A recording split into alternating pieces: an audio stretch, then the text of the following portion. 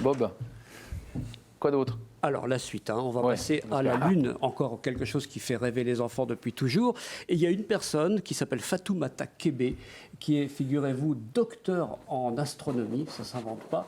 Et elle a créé donc ce petit roman en 2019 qui s'appelle La Lune est un roman. Ouais. Et elle explique le fonctionnement, comment la Lune a été créée, parce qu'il y a plein de théories sur la Lune, pourquoi elle vibre autant, pourquoi elle change de température et que ça crée des véritables séismes à la surface de la Lune.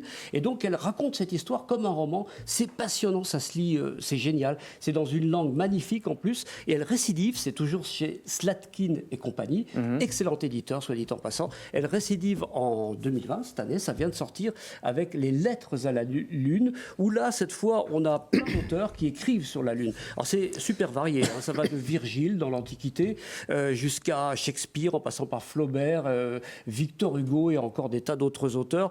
J'ai retenu juste un mot de Victor Hugo que je trouve absolument sublime sur la Lune, c'est une faucille d'or dans les champs des étoiles. C'est beau, si, c'est beau. C'est magnifique. Et tout est comme ça. Et l'écriture de Fatoumata Kébé est sublime. Donc voilà, c'est deux bouquins que je préconise. Il y a toujours un truc autour de la Lune, c'est fascinant en fait cet astre-là. Vous pourrez faire un livre peut-être vous aussi, non? D'ailleurs, je pense que c'est une bonne idée cadeau.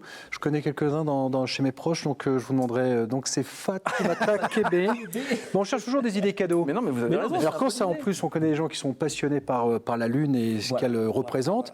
Oui, je retiens. Rêve. Elle explique bien. Tout à fait, c'est pour ça. Elle est de la région? La Lune est un roman. Malheureusement, non, elle n'est pas de la région. Sinon, Mais je vous aurais dit de la ramener, mais bon, c'est pas grave. Voilà, mais je pense qu'on la verra par contre sur un salon, et je profiterai aussi de chaque fois que je viens pour parler des salons de la région. Il y en a plein. Et il y a plein d'auteurs qui sont des auteurs en or, entre guillemets, mais qui ne sont pas d'ici, mais qui viennent nous rendre visite. Vous disiez tout à l'heure, la majorité des salons sont annulés, il ne se passe plus rien?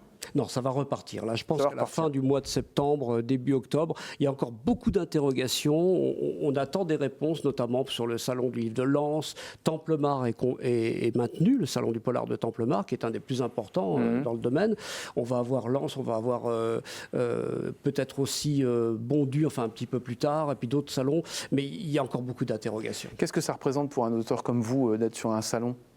Ça représente beaucoup de rencontres et une possibilité pour nous de présenter nos ouvrages directement aux lecteurs. Est-ce que les gens sont curieux? Le public qui vient dans ce type de salon est très curieux? Les enfants qui viennent chercher les livres, qui viennent. Maintenant, ils ont pris l'habitude d'avoir une nouvelle aventure chaque année de la petite souris. Ah oui, donc vous avez des réguliers qui viennent. Un nouvel épisode. D'accord.